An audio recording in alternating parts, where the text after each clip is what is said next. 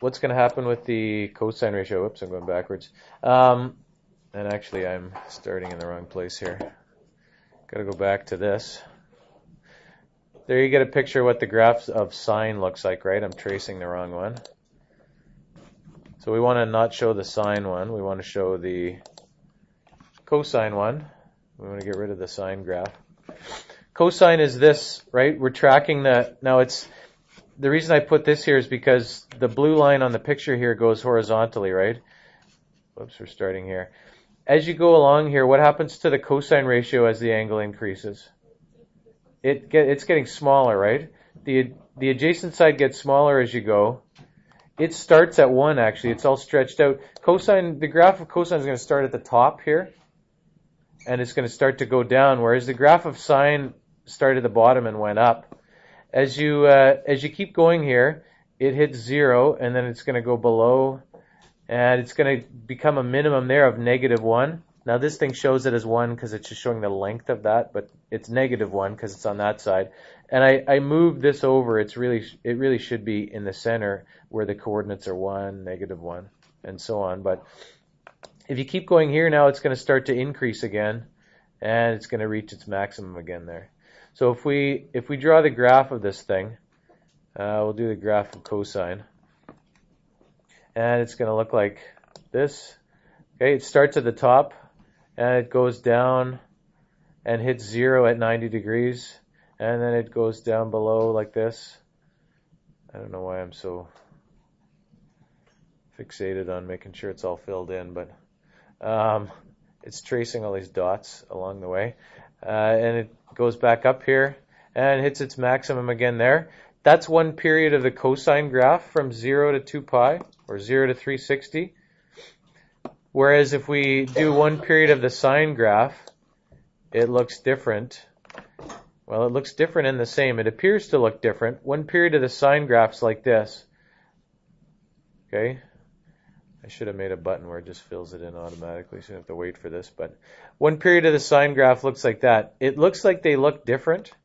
It's only in where they start, because if I continue the graphs, they're going to look the same to you other than being shifted one way or the other. The sine graph starts in the middle at 0, goes up to a maximum of 1, back down to a minimum here and back up, whereas cosine starts at the maximum point, keeps going down to its minimum point and back up to its maximum. If you kept going here, though, you see that they look exactly the same as you allow them to repeat. Okay, they're just the same kind of shape. It's just they're starting in a different place. Okay, especially if you keep going the other way here on this side.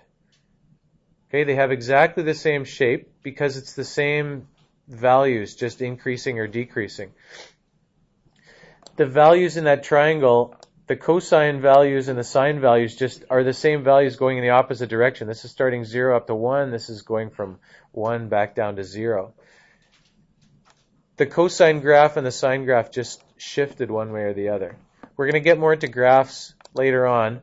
We're going to look, we're really just looking at the values. And the values you need to know, or the connection you need to know is that it's related to these points here. Okay, so there's a little box underneath here. For some point that's on the unit circle being this, let's highlight those two things and say that's what a unit circle is, right? Unit circle means the radius is 1, and it means you can ignore the hypotenuse, right? Because divided by 1, it doesn't matter. In that case, the x-coordinate is equal to which of the trig ratios?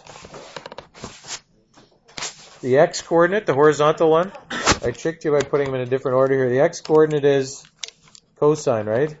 That's cos theta. At first, you're going to have to go probably through this series of thinking. If it's a unit circle, this is 1, so cosine is x over 1. Oh, wait a sec, I don't need this. So x is the cosine. Eventually, you're just going to know x is cosine, y is sine. And those are the reasons why. It's like when you learn anything. At first, you got to kind of rethink through the steps all the time until you internalize it here. This is the sine ratio.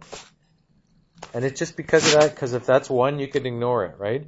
it's hard to make that connection that if it's a unit circle, x is the cosine ratio and y is the sine ratio. But you will do that. I have every confidence in you here. If I tell you that there's a point on here, actually let's keep it in quadrant 1 for a second. Oops. If I tell you there's a point on a unit circle, so here's a circle more or less, I think that looks like a circle, and we have an axis there and an axis there. If we say we have a point right here and it is, I don't know, 0.9 and what would it be? You know what? Let's actually use the calculator. How about that? What would the other point be if I made that 0.9? Actually, let's do it this way. What mode am I in? I'm in radians. Let's go sine of, give me an angle that's in quadrant 1. Somebody in radians, just as a decimal, an angle that's in quadrant 1. Is 1.3 in quadrant 1? Or is it in quadrant 2? 1.3 radians. Now let's think here. What's halfway around as a decimal in radians? Starts with a 3. 3.14, right? Pi. Halfway around is pi. So in your mind, you should know that this value is how much? Yeah, that would be a good number to know is 1.57 because, you know, that's kind of the dividing line between those two. So 1.3 then is probably about what I'm looking at here, right? If I know that the angle is if I know that this is 1.3, I know the coordinates of that point using my calculator. Because I can just do what's the x coordinate going to be? How is this related here? How's that angle related to the coordinates of that point? This is going to be whatever the cosine of 1.3 is. This is going to be whatever the sine of 1.3 is. That's what we're saying here. If this angle is 1.3, the coordinates of that point are those values. So if we go back to the calculator here, sine of 1.3 and cosine of 1.3. So I was a bit off when I was guessing 0.9, but those coordinates, the first one is approximately 0.27, and the second one's approximately 0.96. 0.27, 0.96. Those are the coordinates of that point. That's the connection you have to make, is that if you know the angle, you know the coordinates of a point on the unit circle. Maybe we should do another one here. Well, we can actually just do the same picture, but another angle. Let's do an angle right here. What are the coordinates of that if... Well, let's make up a decimal angle that might be. What might that be? It's a bit more than halfway around. So remember, it starts with a 3 halfway around. So what do you think this red angle here might be? We'll call this theta 2. 3, sure. 3. Let's say 3.6 here. If theta 2 is 3.6, the coordinates of this point are cosine of whatever that is, cosine of 3.6, and sine of 3.6. Before we even push the buttons, what do you expect those numbers to turn out to be, like, because you understand coordinate axes? And in quadrant 3, what are the signs of those coordinates?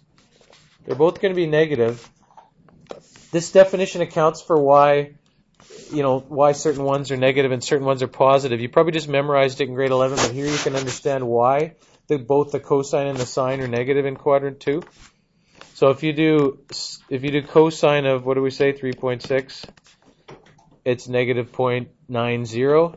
And if you do sine of 3.6, negative 0.44, 0.90, 0.44.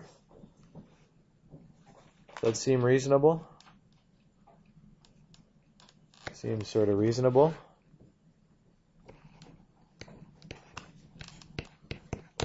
right? You need to make that connection between point on the unit circle, trig ratios of the angle. Okay? Coordinates on unit circle